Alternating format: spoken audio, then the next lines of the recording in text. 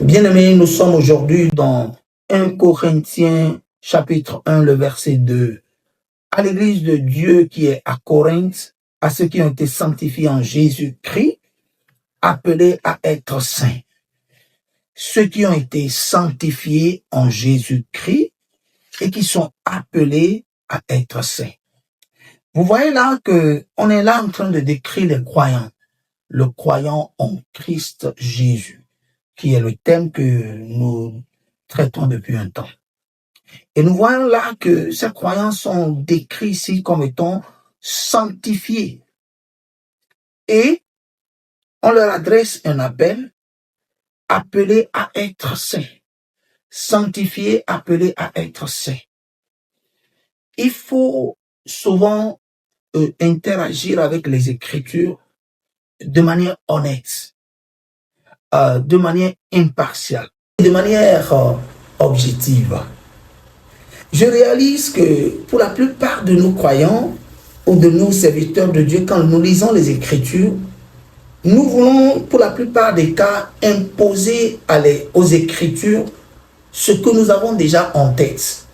Ce qui fait que quand nous lisons des passages de ce genre, on n'a pas l'impression que on est prêt à accepter les Écritures telles qu'elles se présentent. On pense que bien que c'est dit comme ça, il y a plein d'autres choses qu'il faut prendre en compte avant d'accepter ce que disent les Écritures. Sinon, ce que disent les Écritures ici, c'est que quelqu'un qui se retrouve en Christ Jésus, parce que, rappelez-vous, j'ai eu à maintes fois expliquer cela ici, comme quoi Christ, lorsqu'on se donne à lui, on se retrouve en lui. 2 Corinthiens, je pense, le chapitre 5, le verset 16, nous fait comprendre que si nous avons connu Christ dans la chair, quand il était sur terre, maintenant, nous n'avons plus à le connaître comme cela parce que après sa résurrection, il n'est plus ce homme de Galilée là. Il est un lieu, il est une dimension.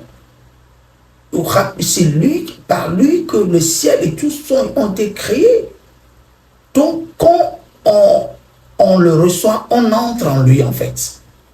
Et c'est pour cela que, étant en lui, il y a plein de choses qui arrivent à cet individu-là qui est en lui. L'une de ces choses-là qui est connue, qui est souvent citée, c'est 2 Corinthiens 5, le verset 17, qui dit, si quelqu'un est en Christ, c'est du fait qu'on est en lui qu'on est devenu toutes ces choses-là. Vous voyez là? Et l'une de ces choses qu'on nous fait voir ici, c'est que quand on est en lui, on est sanctifié.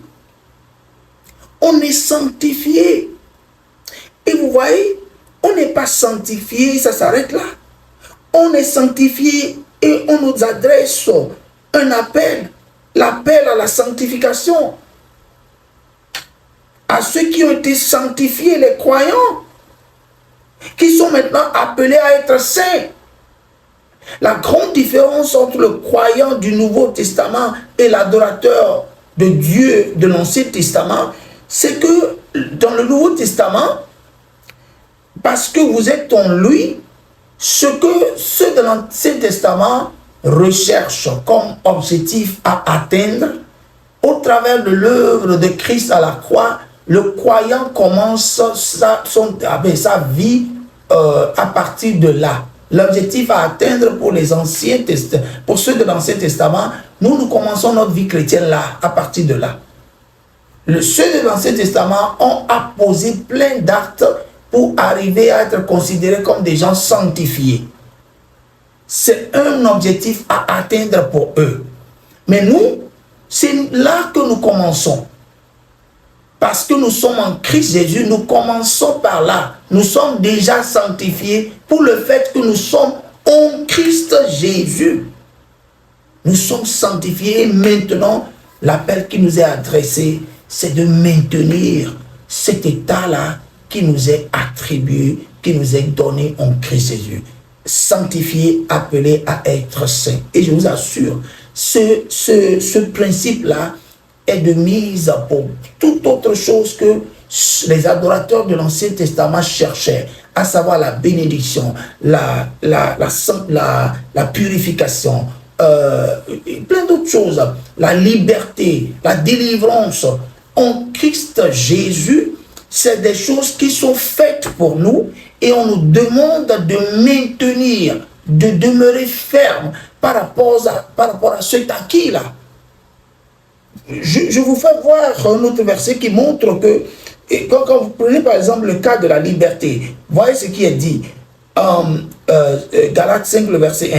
C'est pour la liberté que Christ vous a, vous a libéré, vous a affranchi. Voilà.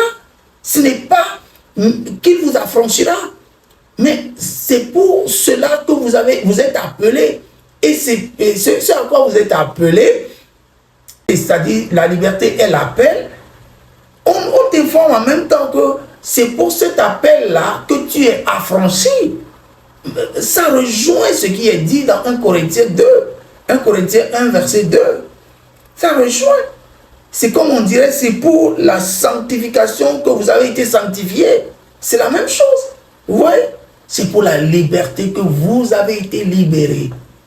Je te donnerai, j'ai plein de versets qui montrent que, il y a plein d'autres versets qui montrent que en Christ Jésus, ces choses ont été acquises, sont des acquis pour toi.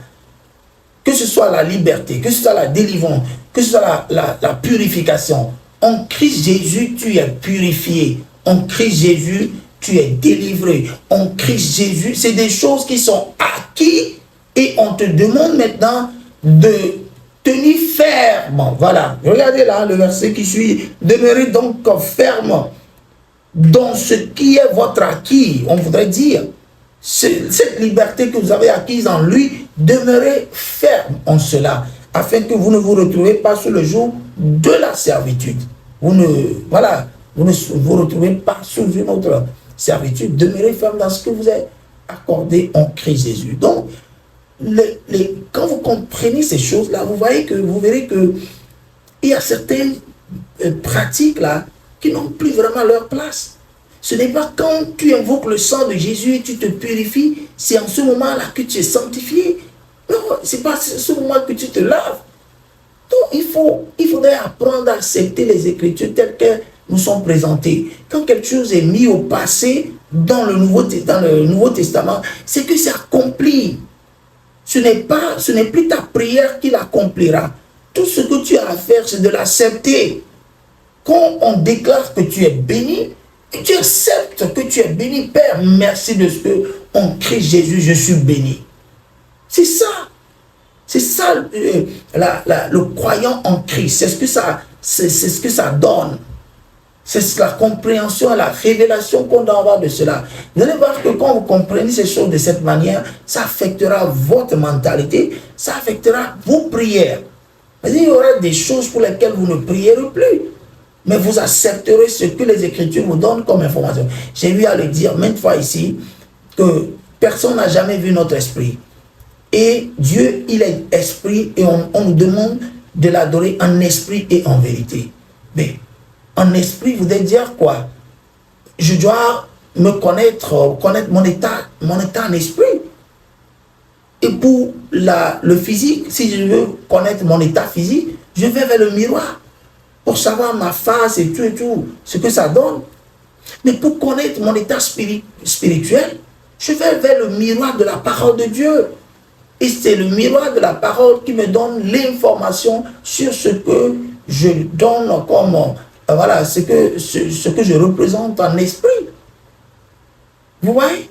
Au lieu de s'adonner à ces sensations, à ce qu'on voit, nous ne marchons pas par la vue, mais nous marchons par la foi. La foi, c'est se confier à ce que disent les Écritures et l'accepter tel qu'elles nous sont présentées. Alors, bien-aimé, s'il y a quelque chose que tu dois garder du fait que tu es en Christ, c'est d'accepter que je suis sanctifié en lui. Maintenant, l'appel qui m'est adressé, c'est de demeurer ferme dans ce qui m'est acquis.